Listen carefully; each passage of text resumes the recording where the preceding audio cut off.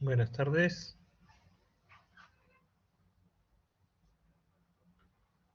Buenas tardes, ¿me escuchan? Buenas tardes, doctor. Sí, se Buenas escucha. tardes, doctor. Sí. Muchachos, vamos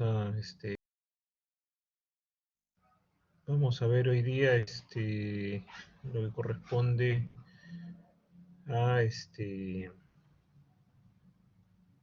a la patología quirúrgica del hígado, en lo que se refiere a la patología infecciosa y parasitaria más común que vamos a nosotros a encontrar en la práctica diaria. ¿Ya? Vamos a comenzar, como les digo, a hablar de esta patología quística, ¿no? Infecciosa del hígado, ¿no? Lo primero que vamos a ver es lo que corresponde a los abscesos hepáticos, ¿no? Los abscesos hepáticos son un conjunto de lesiones, ¿no?, que vamos a encontrar en el hígado, focales, ¿no?, que tienen supurativas, que ocupan un espacio y son de origen infeccioso, ¿no? Estas pueden ser, como vemos aquí, piógenas, o sea, debido a gérmenes a bacterias, o puede ser también de origen mediano, ¿no? Estas pueden ser únicas o múltiples, pueden eventualmente pues, producirse, en las cuales coexiste pues, necrosis y los gérmenes patógenos, ¿no?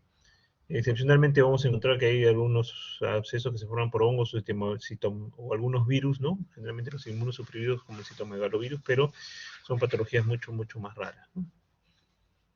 Vamos a hablar, como les digo, primero sobre los abscesos piógenos. Como sabemos, estos son producidos pues, por gérmenes o por bacterias, ¿no? Se dan generalmente en pacientes mayores de 50 años que tienen patología de la vía biliar, ¿no?, que es la fuente principal de formación de estos abscesos, ¿no? En algunos casos, lógicamente, se puede asociar con estados de inmunodeficiencia, y como les digo, esta patología biliar son generalmente pacientes que han sido sometidos pues, a instrumentación de la vía biliar, ¿no? Ya sea por una papiloesfinterotomía, la colocación de endoprótesis, o en algunos casos donde se hace quimioembolización para ciertos tumores, ¿no?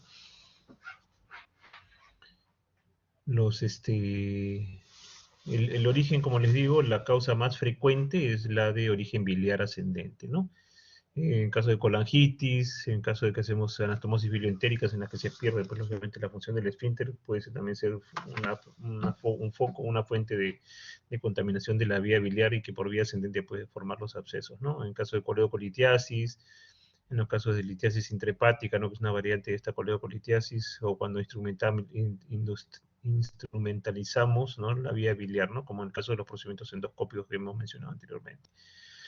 Las otras vías que podemos encontrar como fuentes de contaminación, ¿no?, es la vía portal, ¿no?, en caso de que haya una infección en una parte del organismo, y por vía portal van a venir los gérmenes hacia el hígado.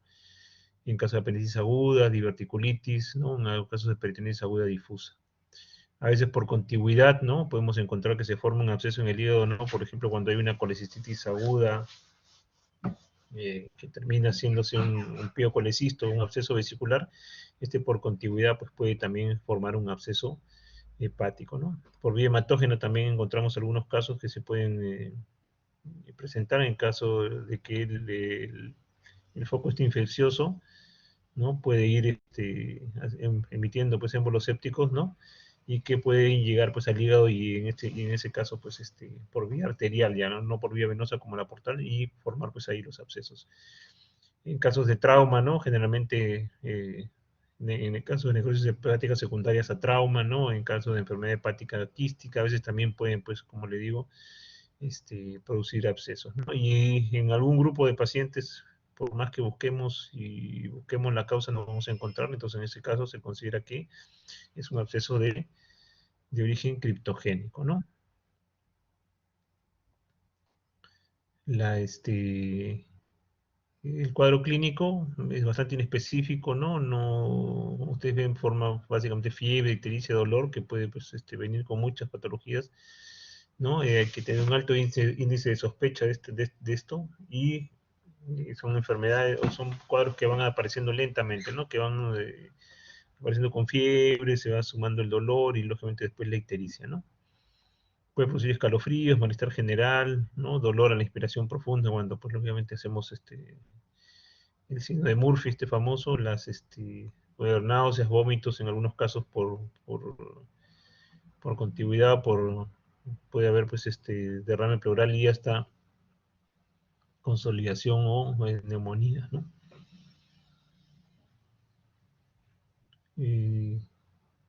Como les digo, hay una comorbilidad en cerca de los 2/3 de los pacientes, puede ser enfermedad biliar, como les digo, malignidad, diabetes, cirrosis, alcoholismo, infecciones intraabdominales, ¿no? Inmunodeficiencia y, como les dije, pues la instrumentación de la vía biliar, ¿no? El laboratorio, igual que el cuadro clínico, es inespecífico, ¿no? Vamos a encontrar leucocitosis, podemos encontrar anemia, PCR elevadas, fosfatasas, hipoalbuminemia, hiperbilirubinemia y tiempo de protrombina prolongado, ¿no? Todos son inespecíficos y de los cultivos que vamos a obtener vamos a encontrar que solamente el 50% van a poder, llegan a ser positivos y tenemos que aquí, pues, que encontramos una flora mixta de anaerobios y aerobios, ¿no? Que eso nos va a servir para básicamente dar el tratamiento empírico inicial, ¿no?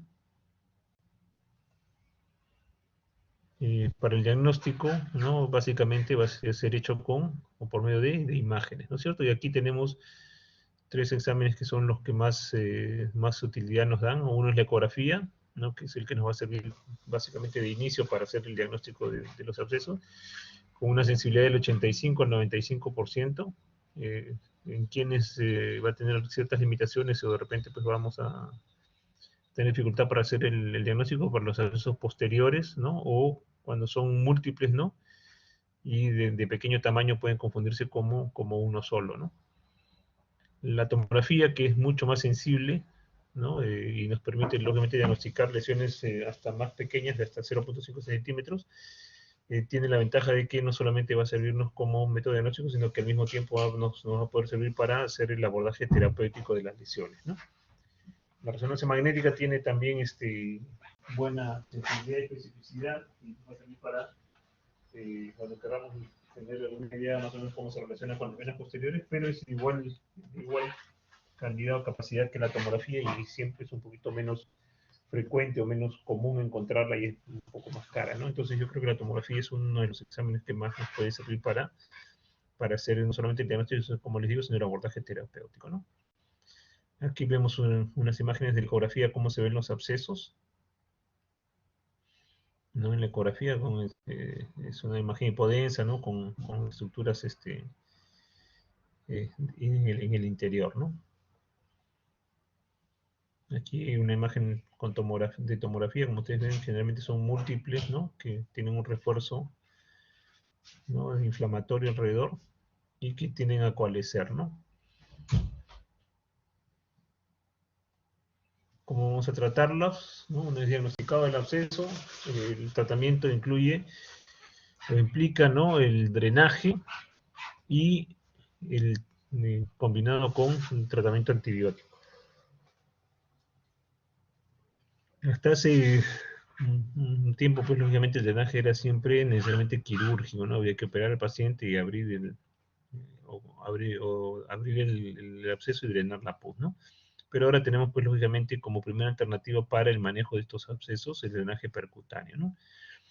Y lógicamente aquí vamos a buscar que la evacuación completa del material purulento, generalmente, pues, como les digo, se puede hacer por vía percutánea y se escoge, pues, esto cuando generalmente, o sea, si está indicado cuando hay, pues, abscesos en el lóbulo posterior derecho, las lesiones son profundas, ¿no? O pueden ser contiguas a la pared abdominal, ¿no? O pueden ser periféricos al lóbulo derecho. No es recomendable hacerlo cuando hay ascitis, porque eventualmente pues, puede haber un derrame del material purulento hacia la cavidad y lógicamente con la ascitis pues, podríamos hacer una peritonitis generalizada, ¿no? Este procedimiento tiene ciertas limitaciones, ¿no? Cuando generalmente hay malignidad, ¿no? Casos de neoplasias o enfermedades granulomatosas crónicas, ¿no? Entonces aquí eventualmente pues hay que pensar en la posibilidad de no solamente hacer un drenaje quirúrgico, sino en la posibilidad de una resección de ese segmento del hígado, ¿no? El resto de veces, como le digo, es generalmente suficiente para drenar los abscesos y poder pues, combinarlo con tratamiento antibiótico, ¿no?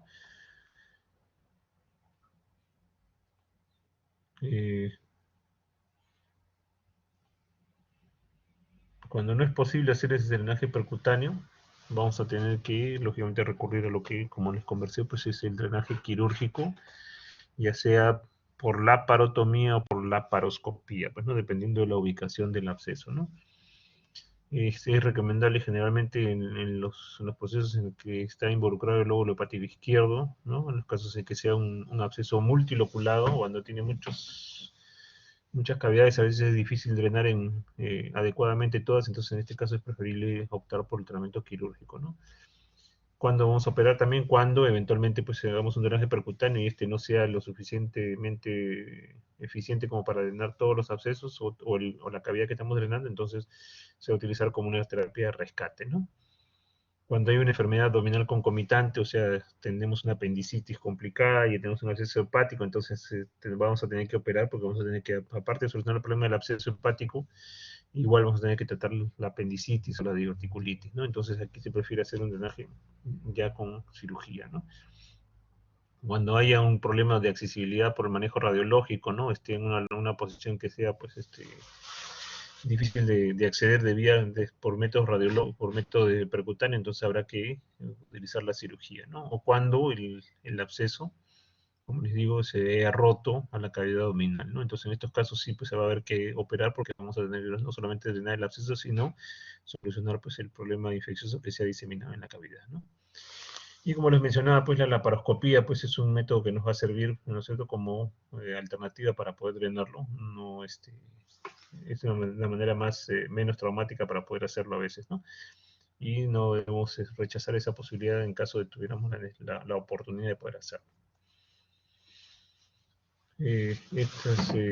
Concomitantemente con este drenaje, ya sea percutáneo o quirúrgico, vamos a tener que establecer un tratamiento antibiótico, ¿no?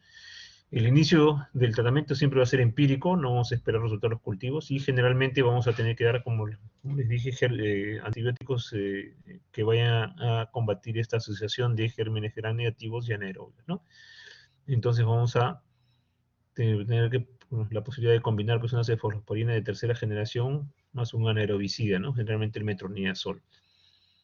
Siempre pensando en la otra posibilidad que vamos a dar después, ¿no? Y en caso de dar monoterapia, ¿no? Vamos a tener que escoger un antibiótico de amplio espectro que cubra, pues, no tanto gérmenes gram negativos como anaerobios, ¿no? Como puede ser los carbapenems, el ertapenem, el invipenem o el meropenem, o el piperacillina tazobactam o la ampicilina sulbactam, ¿no? Todos estos son antibióticos de amplio espectro que tienen efecto tanto contra gram negativos como anaerobios, ¿no? El tratamiento debe durar por vía endovenosa entre 2 a 4 semanas, dependiendo de la respuesta del paciente, ¿no es cierto? Y la eficiencia del drenaje que hemos hecho, ¿no? Y debemos, lógicamente, dar antibióticos endovenosos hasta que remite el cuadro clínico, la fiebre, el dolor, la ictericia, la leucocitosis, etcétera, etcétera, etcétera. Y completar este tratamiento, lógicamente, después, hasta 6 semanas, ¿no? Y ya en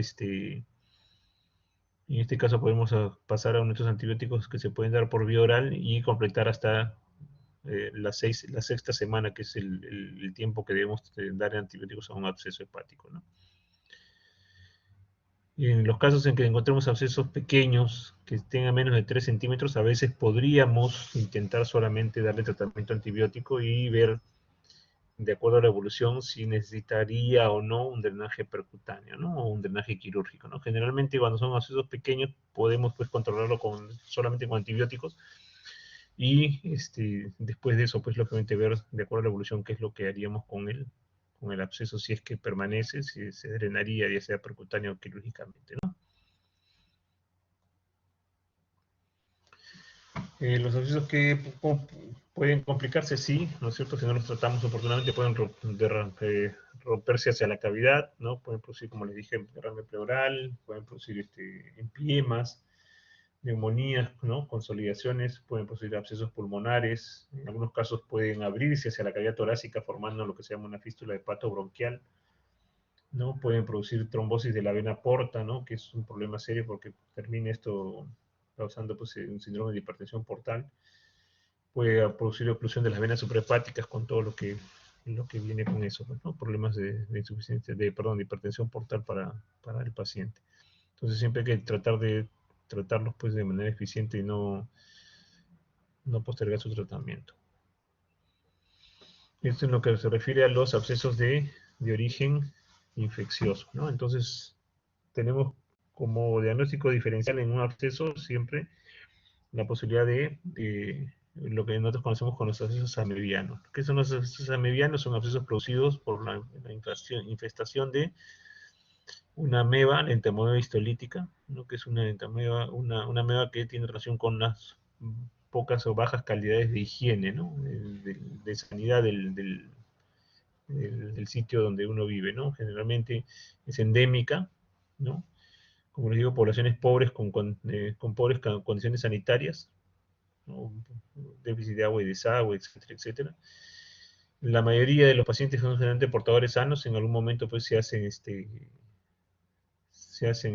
sensibles y generalmente vamos a tener que los pacientes que tienen este tipo de problemas son pacientes que han estado pues de viaje en estas zonas endémicas o que vienen pues a través de grandes migraciones, ¿no? Como eventualmente sucede del África hacia Europa o han habido pues episodios de estos abscesos hepáticos, ¿no? El cuadro clínico aquí, a diferencia de los abscesos amebianos, se presenta en más jóvenes generalmente.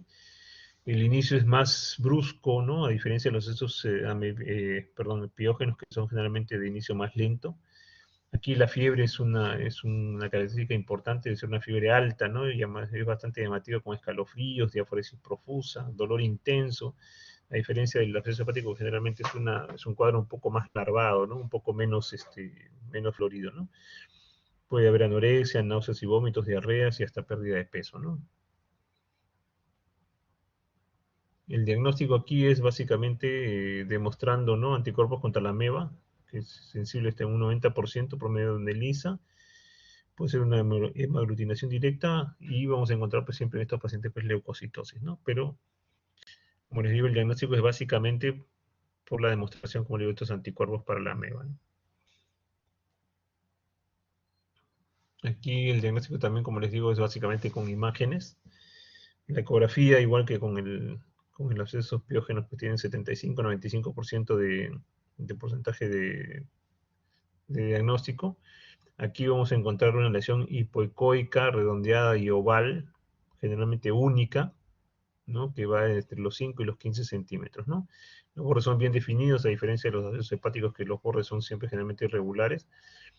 Y en la tomografía, pues, vamos a encontrar esas lesiones hipodensas con un anillo de reforzamiento periférico, ¿no? La resonancia magnética también es útil, igual que en la tomografía, ¿no?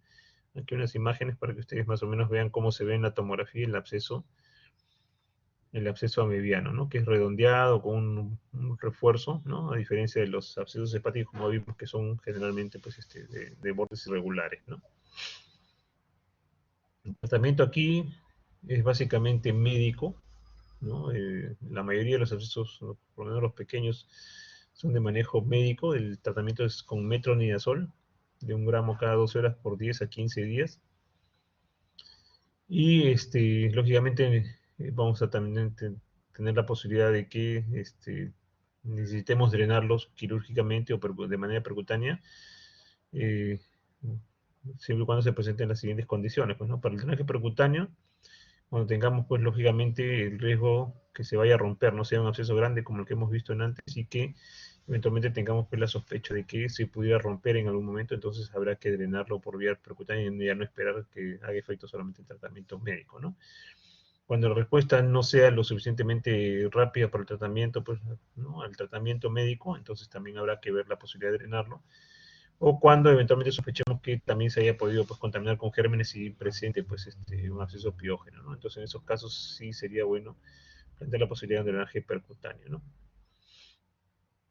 Y lógicamente como paso final el drenaje quirúrgico, pero que es muy raras veces, ¿no?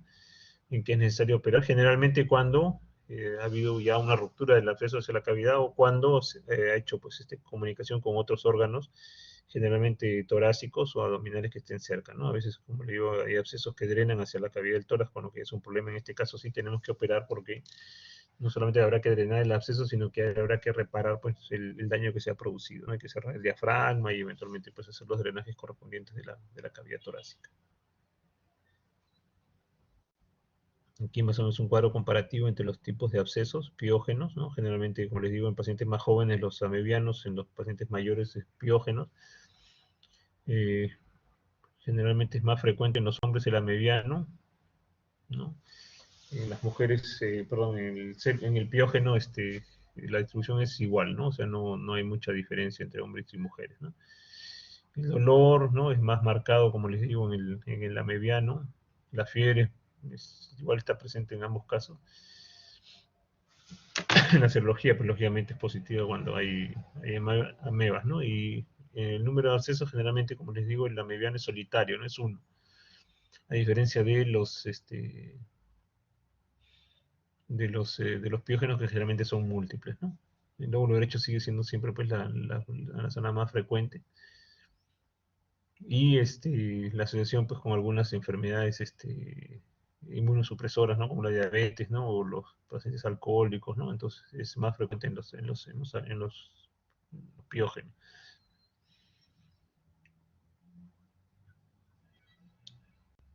Tenemos también algunos abscesos granulomatosos, ¿no? Que son ya más raros, que generalmente son microcesos estrellados, ¿no? Que el diagnóstico es básicamente hecho por anatomía patológica, ¿no? Y tiene asociación pues algunas enfermedades autoinmunes o tipo sarcoidosis, ¿no? O infecciosas, ¿no?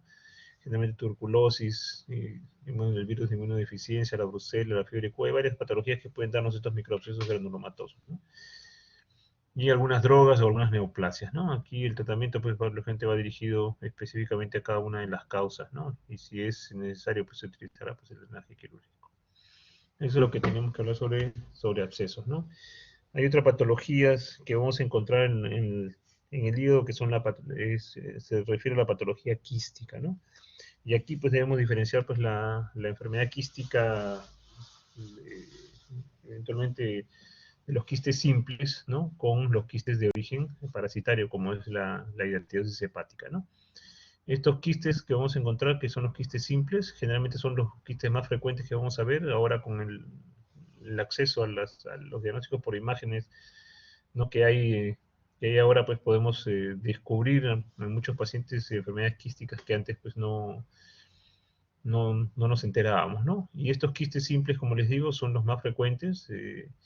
Generalmente son más frecuentes en mujeres, tienen una pared fina y un tamaño variable, generalmente son asintomáticos, ¿no?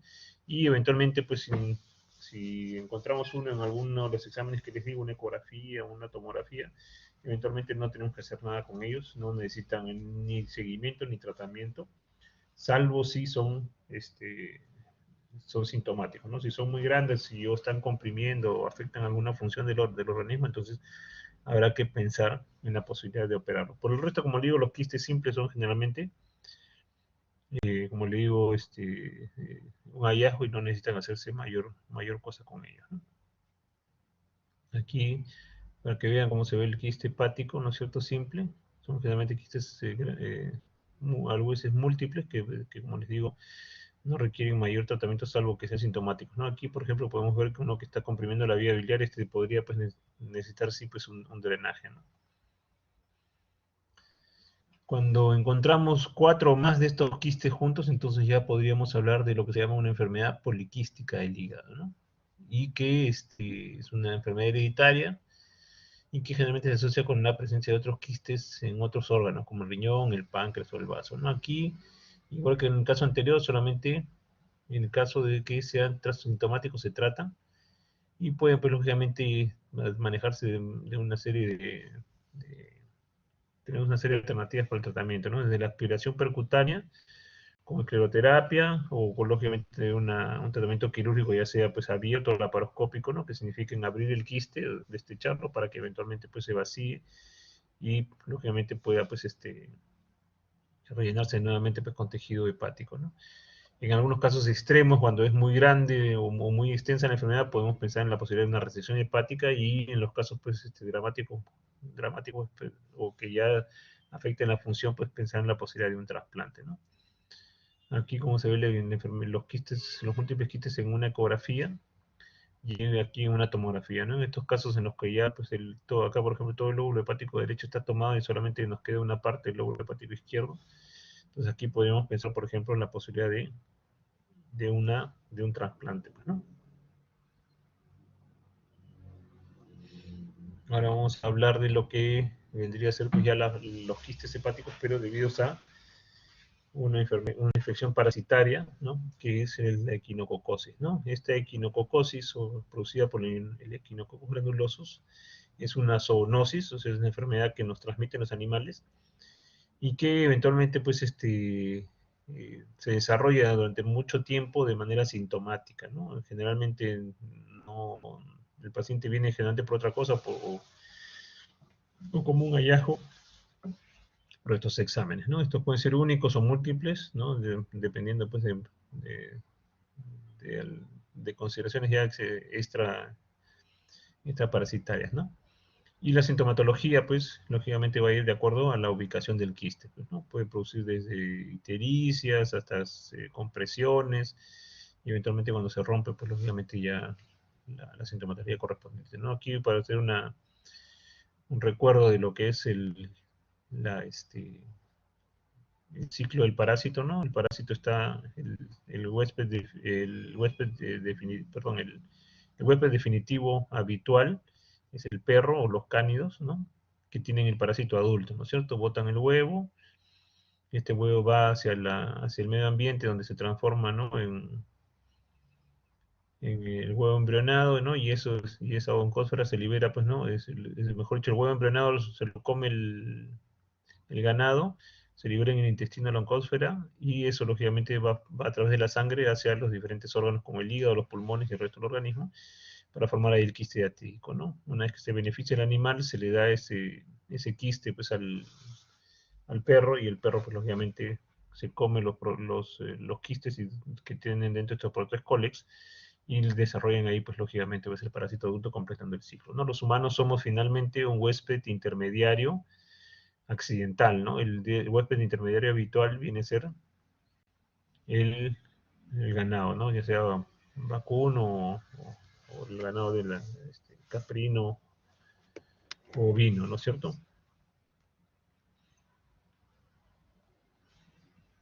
¿Cómo hacemos el diagnóstico? Básicamente en relación con la clínica, ¿no? Podemos hacer un diagnóstico serológico, ¿no? Mediante la realización de exámenes como el ELISA, el arco quinto o el Western blot, ¿no? Que es el examen que más sensibilidad tiene, pero lo que vemos nosotros en la experiencia con los pacientes es que este Western blot solamente se hace positivo cuando el quiste ya está complicado, ¿no? Cuando el quiste ya ha entrado, o lo que hay dentro del quiste ha entrado en contacto con la sangre, ¿no? Cuando tenemos quistes parasitarios intactos y vivos, eventualmente tenemos que estos exámenes son generalmente negativos, ¿no? Y el diagnóstico imagenológico, que lógicamente se basa en encontrar estas imágenes, ¿no? En la ecografía o en la tomografía, ¿no? Y aquí vamos a encontrar que hay una clasificación que van ustedes a escuchar con bastante frecuencia, que es la clasificación de Garvey. Y vamos a mencionar también una clasificación de la Organización Mundial de la Salud, que me parece que es un poquito más lógica, ¿no? Pero es bastante semejante, lo que pasa es que intercambian algunas funciones, como vamos a ver ahora, ¿no? Aquí tenemos, por ejemplo, ¿no? La clasificación de Garvey, ¿no? Y la clasificación de la OMS, ¿no es cierto? Cuando tenemos el tipo 1, el tipo 2, el tipo 3, A y B, 4 y 5, ¿no? Y que se correlaciona con el 1 de Garvey, el 2 con el 3, aquí es donde se intercambia, como le digo, y acá el 2 con el 3, ¿no? Y viene el 4 y el 5, ¿no es cierto? Aquí lo vamos a ver en imágenes, y lo que me interesa básicamente que ustedes se acuerden de aquí es la posibilidad de que el quiste pueda ser infestante, ¿no? O sea, a la hora que nosotros vayamos a tratarlo y hagamos la cirugía para drenarlo, tenemos que considerar que los quistes de tipo 1 y tipo 2 de la clasificación internacional de la OMS son quistes generalmente que están activos, que son quistes vivos y que son potencialmente infestantes, ¿no? A diferencia de los de 3 los de tipo 3 que son generalmente transicionales, que están entre que sí y no pueden estar vivo el quiste y poder pues contagiar, o los tipos 4 y 5 que ya son quistes generalmente complicados y que la mayoría pues son inactivos, ¿no? Que su posibilidad de infestación es baja, ¿no? Aquí vemos los diferentes tipos de quistes en ecografía, por ejemplo, cómo se ve el quiste según Garvey del tipo 1, ya sea en ecografía, en tomografía o en resonancia, ¿no? Si nosotros vemos o agredimos este quiste con algún tipo de medicamento o algún tipo de, o por alguna razón entra en contacto con alguna vía biliar del organismo, entonces se va a defender el quiste formando estas vesículas hijas, ¿no es cierto? Que eso correspondería a la fase, al tipo 2 de la clasificación internacional y de la clasificación 3 de Garvey, ¿no? Y así en los diferentes exámenes. Cuando ya eventualmente pues vemos un quiste en el cual ya se ha complicado y las membranas internas se desprenden, ¿no es cierto? Nosotros vemos en el interior de vemos aquí en el interior del quiste grande, ¿no? Algunas membranas separadas, entonces eso es lo que correspondería al Garvey 2, ¿no? O en el caso de la clasificación internacional el 3A. Aquí el 3B, donde hay membranas desprendidas, ¿no? Combinadas con vesículas hijas. Y los 4, el tipo 4 que sí es igual para los dos, que vemos ya pues un contenido ya hiperdenso, ¿no? Que acá ustedes los ven más blanco que este de acá. Es porque ya el contenido se forma como una pasta espesa, ¿no? Que ya no tiene pues, generalmente parásitos infestantes, ¿no? Y en el tipo Garvey 5, o la clasificación internacional 5, en la cual ya vemos paredes calcificadas, ¿no?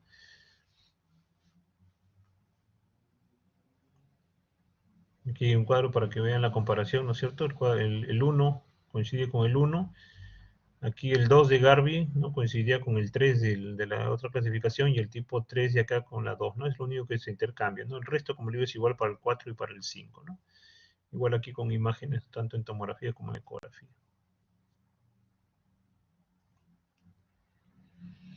¿Qué vamos a hacer con los quistes? ¿No? Una vez diagnosticados, el tratamiento es quirúrgico, ¿ya? El drenaje, o sea, cirugía, el tratamiento consiste en retirar el parásito que hay dentro de la cavidad quística, ¿ya? Y lógicamente, pues es el tratamiento electivo para, para los quistes, ¿no? En algunos casos vamos a poder intentar hacer otro tipo de maniobras, sí, vamos a verlo después, pero como les digo, básicamente el tratamiento es quirúrgico, ¿no? Generalmente para los quistes de gran tamaño, ¿no? Estos que tienen vesículas hijas, como hemos visto, ¿no? El Garvey 3, como digo, aquellos que tienen vesículas hijas, como por ejemplo, como digo, el Garvey 3, o o los de tipo 4 o 5, ¿no? Generalmente se tratan, como digo, quirúrgicamente, ¿no? ¿En qué otros? En los quistes complicados, ¿no? En los cuales haya rotura del quiste hacia la cavidad o haya una fístula en la vía biliar. A veces nos damos cuenta que hay obstrucciones o ictericias producidas por obstrucción de la vía biliar por membranas o parásitos que pasan hacia la vía biliar cuando estén infectados o se hayan abscedado, como les digo, o cuando sangren estos quistes. Entonces aquí habrá que utilizar, como digo, la cirugía, ¿no? Aquí hablan de cuando no es posible la técnica percutánea, que son generalmente casi todos, menos los quistes de tipo 1, ¿no? Que son los únicos que podríamos drenar, entre comillas, o sea, de por vía percutánea solamente se podría hacer el 1 o el 3 en algunos casos, ¿no? Pero generalmente, como le digo, el resto son de origen quirúrgico, de necesidad quirúrgica, ¿no? Cuando hay un riesgo de rotura espontánea del quiste, o sea, a veces encontramos quistes muy grandes, muy periféricos que pudieran romperse, ¿no es cierto?, por el aumento de la presión intraabdominal o porque eventualmente, pues a la hora de punzarlos puedan romperse hacia la cavidad. Entonces, en estos casos, tenemos que utilizar, pues, lógicamente, la cirugía convencional, ¿no? El tratamiento, como digo, es quirúrgico y va asociado generalmente aquí al uso de albendazol, ¿no? Aquí vamos a tener que todos los pacientes que se van a operar de quistes ciáticos en el hígado tenemos que darle su tratamiento con albendazol, idealmente antes, durante y después de la cirugía, ¿no? Y el drenaje quirúrgico pues puede hacerse tanto por técnica abierta como por técnica laparoscópica, ¿no? Y aquí vamos a encontrar dos tipos de cirugía, ¿no? Que consiste en una radical, que consiste en retirar, lógicamente, eh, la membrana periquística del hígado, del quiste. Nosotros tenemos que el quiste tiene tres capas, ¿no es cierto? Una que es la germinativa, una que es la adventicia y otra que es la periquística, ¿no? Esta periquística depende del huésped, o sea, es tejido hepático que sea fibrosado. Entonces, en algunos casos, ¿no?, es necesario hacer este tratamiento radical que implica retirar esa capa, y eso generalmente pues implicaría una resección hepática, ¿no?, de algún segmento, de algún lóbulo, etcétera, etcétera, dependiendo pues del tamaño de la ubicación, ¿no? Y la que más utilizamos, que es la de tipo conservadora, en el cual aquí se abre el quiste, se retira el parásito y se trata la cavidad, y implica pues un destechamiento y se respeta esa membrana periquística, no solamente se saca el parásito.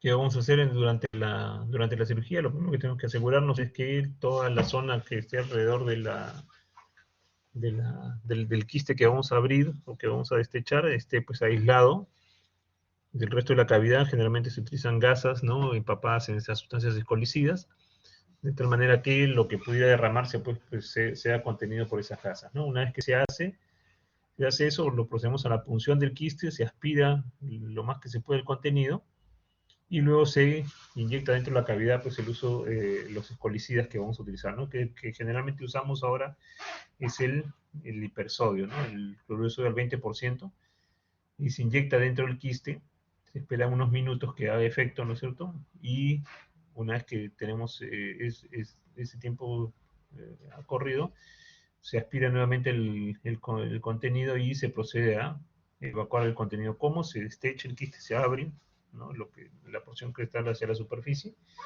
y se retiran pues las membranas de los parásitos, las vesículas hijas, lo que pudiera haber, o en estos casos cuando está complicado ya se retira pues todo el material degenerado que hay dentro del quiste. Y luego de eso pues vamos a tener que manejar pues las posibles complicaciones que se hayan podido generar, ¿no? Si hay comunicación con la vía biliar, o habrá que cerrar esas pequeñas fístulas con un punto o dos puntos, dependiendo pues qué tan grande o pequeña sea. Si han pasado membranas hacia el coledo, pues habrá que abrir el coledo y retirar esas membranas. Si hay algún absceso, se habrá que corregir el absceso drenándolo también. Y si hay, pues, lógicamente, comunicación a veces, como digo, con el tórax, habrá que corregirlo también, ¿no?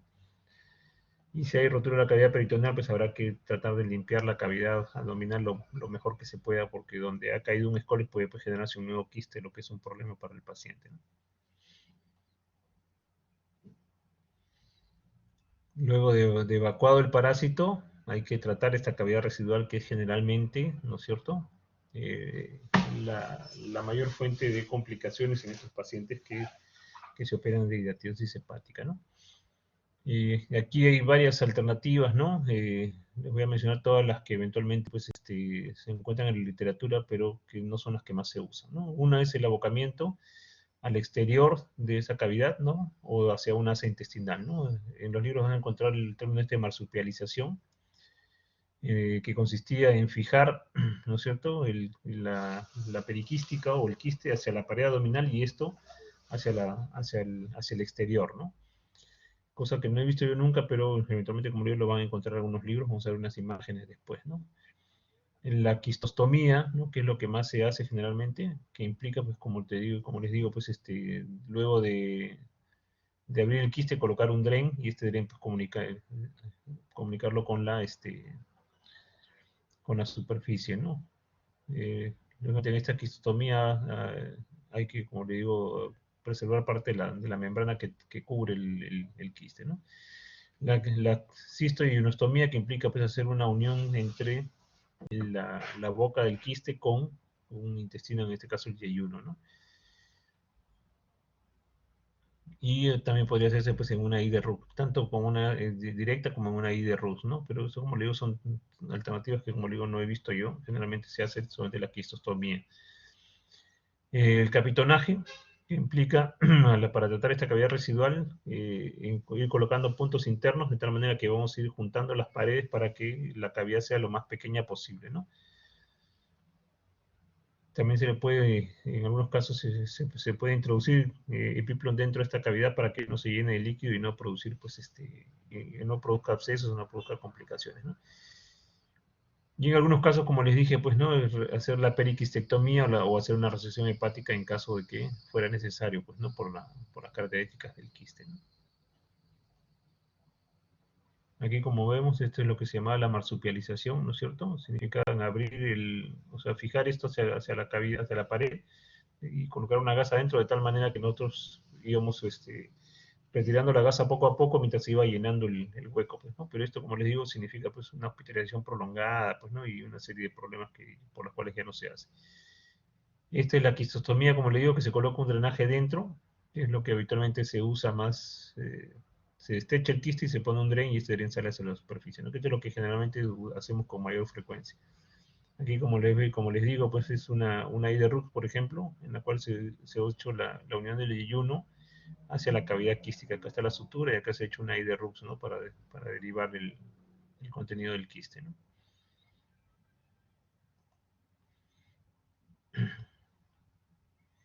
Aquí lo que nosotros llamamos como una marsupialización, como les digo, vamos cerrando de adentro hacia afuera y haciendo puntos para ir cerrando la cavidad y eventualmente evitar de que se formen espacios, ¿no? El problema aquí es que a veces se forman igual pues espacios que pudieran llenarse de contenido y aquí, como les digo, cuando introducimos el epiplon para rellenar la cavidad y que evitar de que se llene con secreciones que pudieran pues generar problemas después como abscesos o colecciones, ¿no? Residuales. Eso es lo que nosotros hacemos en relación a lo que es el tratamiento quirúrgico, ¿no? También como alternativa, ¿no? Como mencionamos antes, se puede intentar hacer un drenaje percutáneo, que es el conocido como PER, ¿no?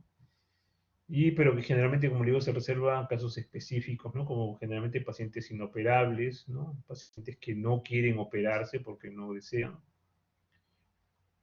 O cuando eventualmente, pues después de haber hecho un tratamiento quirúrgico o médico, ¿no es cierto? Este quiste recidiva nuevamente, ¿no? Entonces aquí ya el abordaje quirúrgico se hace un poco más complicado y aquí es donde eventualmente pues podría tener una mayor opción drenaje percutáneo, ¿no?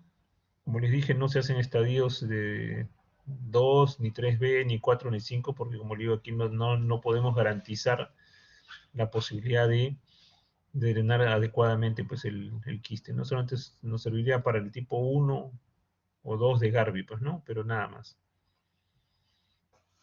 Y lógicamente en los quistes pulmonares nunca se intenta drenar por vía percutánea, pues, ¿no? Aquí el drenaje es quirúrgico puramente, ¿no? El riesgo de este tratamiento es que eventualmente, pues, el procedimiento consiste, pues, en punzar igual, ¿no? Por vía percutánea, aspirar el contenido, inyectar las sustancias escolicidas, ¿no? Pero aquí eventualmente el riesgo es que después de terminado el procedimiento, pues, se inyecta una sustancia esclerosante que podría eventualmente, que hace que la cavidad se achique, pues, ¿no? O sea, se fibrose y trate de cerrarse, ¿no? El riesgo es que si hay una fístula podría pues, pasar hacia la vía biliar causando pues, problemas de una colangitis esclerosante, ¿no? Aquí también, igual que el anterior, debe acompañarse con tratamiento con albendazol, ¿no? En algunos casos, cuando son quistes pequeños menores de 5 centímetros, aquí eventualmente la alternativa quirúrgica también pasaría a un segundo plano y podríamos nosotros intentar tratar estos quistes con ¿cómo se llama esto? Solamente con tratamiento médico, ¿no? Que será el albendazol de entre 10 y 15 miligramos por día, dividido en dos tomas, ¿no? Y la gente tiene que irse tomando por cursos o pulsos de 28 días durante 3 a 6 meses, dependiendo pues de la respuesta, ¿no? Como le digo, en quistes pequeños, a veces menores de 5 es suficiente eso para tratarlos, ¿no? Ya cuando son mayores sí ya debemos planear pues la posibilidad del tratamiento quirúrgico, como mencionaba, ¿no? Otra de las enfermedades que vamos a encontrar aquí que pudieran de alguna manera pues, causarnos problemas en el hígado es la presencia de unos parásitos, ¿no? Que es la fasciola hepática. Estos generalmente se adquieren por el consumo de algunas verduras contaminadas, ¿no? Y en la fase crónica de la infección, generalmente los parásitos se encuentran en las vías biliares, ¿no? Causando pues todos los problemas que podemos ver, ¿no? Colangitis ascendente, abscesos, o obstrucciones de la vía biliar produciendo pues cuadros de ictericia, ¿no? Aquí es básicamente el dolor y el malestar general con la fiebre y la ictericia lo que pues, puede producir el motivo de la consulta, ¿no? Y en la fase aguda pueden producir hematomas subcapsulares o nódulos en el hígado, ¿no? Que se confunden con pseudotumores, ¿no? Y que eventualmente pues tienen una imagen compatible con la forma del parásito, ¿no? El diagnóstico aquí es básicamente por la demostración pues de los parásitos, ¿no? En las heces, o cuando eventualmente pues hacemos un procedimiento ya sea endoscópico o quirúrgico y encontramos pues el parásito dentro de las vías biliares, ¿no? El tratamiento aquí pues básicamente es con un antiparasitario no específico, y lógicamente pues solamente en los casos ya pues como acá se forman pues abscesos o hematomas, de repente es necesario tratarlo con cirugía, pero el resto es básicamente tratamiento médico, ¿no?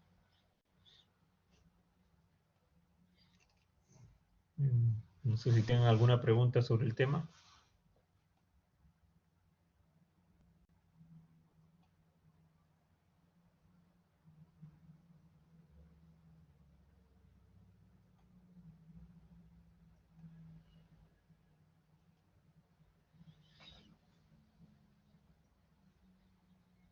¿Ninguna pregunta, muchachos?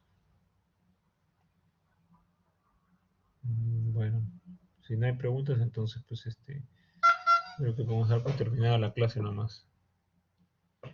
¿Ya? Listo. Hasta luego, muchachos.